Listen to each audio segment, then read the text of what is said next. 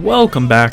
I'm Ryan from Bluewood Gaming, and in this video we are taking a look at Duke Nukem Forever. This terrible game. I actually wouldn't normally review this, but I got it on the Humble Bundle. They were having the 2K bundle, and for the low price of $1, you get this game, Spec Ops: The Line, and The Darkness 2, and that's going on for the next couple of days. So if you want those for whatever you choose to pay, then yeah, you get those three for the lowest tier. I went for the medium tier just because you get a whole bunch more stuff, which is paying above average, which currently, as of the time of recording this, is about $8.50. Or your regional equivalent. So yeah, let's get into Duke Nukem Forever, this piece of shit game, which you should probably already understand what I feel about this game, kind of. Yeah, this is the game that killed, well, that finally killed the Duke Nukem franchise. There was a game before this, I forget which Duke Nukem it was, but that one is where the franchise should have ended. It took 12 years for this one to come out, and, well, after 12 years, it's kind of like the Half-Life 3 thing. If Half-Life 3 ever comes out, it will not live up to people's expectations. So, yeah, this game definitely didn't, and it didn't help that it was a pretty shitty game altogether. So, yeah, let's just start off with the story. This takes place 12 years after the last one, and the aliens have come back, and pretty much it's the same shit as last time.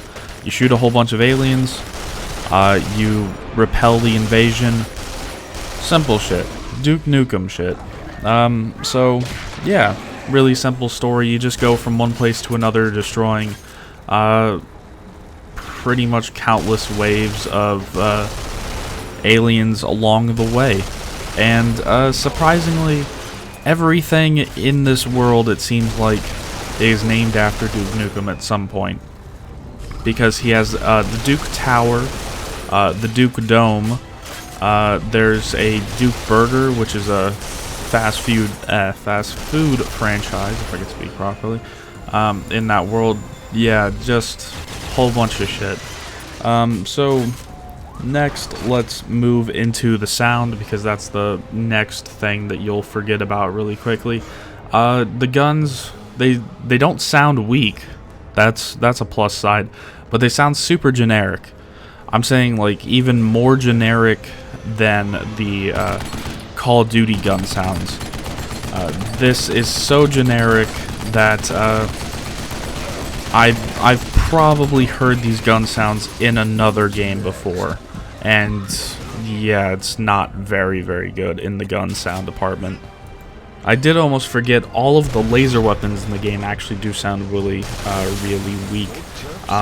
That's something that I noticed. All of the guns that fire actual bullets or rockets or anything like that, those all sound good. All the laser weapons sound like pea shooters. So now let's go into the graphics. Yeah, this game came out in 2011. It's been out for a while. It's kind of an older game. Still doesn't excuse it for looking like a mediocre PS2 game. And this is actually with the graphics on Ultra on a PC, and I'm getting upwards of 600 frames per second, so I'm fairly sure this thing could run on a potato. Yeah, they're serviceable graphics. They work. They're not gonna blow anything away, but yeah, they work. You can pretty much see the graphics. There's not much that I can say besides what you're seeing. Yeah, they work. Now let's get into the gameplay, which you're also seeing in the background. It's pretty much just running around shooting things and not dying. One thing that I don't like, though, is that he now has regenerative health. And it's no longer health, it's his ego. Yeah, it's seems kind of weird when all the last games were all health pickup based, and this one just decided to go all Call of Duty and give it regenerative health, and it regenerates way too fast. I'm saying maybe 4 seconds of you not being hit, and it'll start regenerating. And even if you are close to dead, like right on the brink of death, it will take maybe a second for you to get full health again, and that's just pretty terrible. Another thing is all the weapons have pretty much 0 recoil, which isn't a bad thing. There's games that can handle having guns that have 0 recoil, but when you're using just the giant weapons that you're using in this game, it's kind of a little, it just feels off, because these huge guns you would expect to have some sort of recoil, and they just don't. And something else that kind of bugged me a little bit, and any game that does this bugs me quite a bit, when you aim down your sights of the gun, it just zooms in on the screen. It doesn't actually do anything besides that. It's kind of like you just instantly got a giraffe neck and your head is now halfway down your gun barrel. Yeah, that doesn't really seem all that good, and it puts this weird blur effect on the side of the screen too, which that's definitely not needed. Although one thing that I do like is that this is the first time in a while that I've played a first-person shooter that has actual bosses. The only problem is the the bosses so far, up to about halfway through the game, have been pretty much complete pushovers. You just use whatever new weapon they give you before the boss fight, and he pretty much dies not almost instantly. There is quite a bit, but there's no skill required for any of these bosses. Yeah, another thing that I didn't like, this is just me and a personal thing, the super duper linear levels, like these are more linear than Call of Duty. I'm saying maybe 15 meters from one side to the other. It's just running down a corridor without it actually looking like a corridor. And for some of the first levels, they are actually corridors. And now let's move on to the final thing I'm going to talk about, and that is the jokes in this game. Which, normally in the other games, you realize that this is the first time that I'm actually talking about jokes in a video game.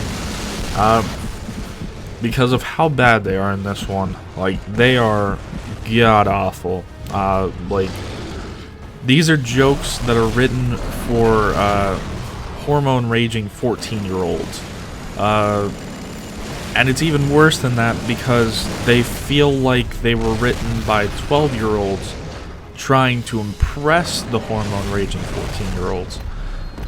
It's bad.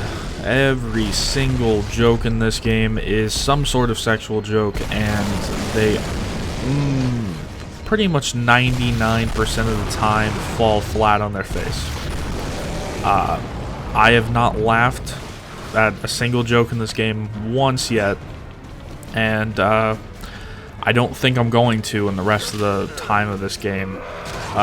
There's really not much to say about for this. I'm glad that Duke Nukem is finally dead, because I don't think that I could survive seeing another Duke Nukem game that is this bad.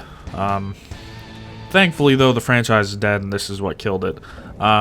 So, yeah, that's pretty much it. One final thing to note is that this game apparently had a tacked-on multiplayer as well.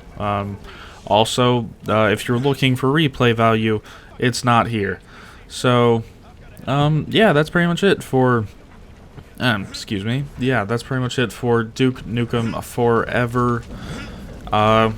Thankfully, it wasn't forever. Remember, I'm Ryan from Bluewood Gaming, and as always, I'll see you guys in the next one.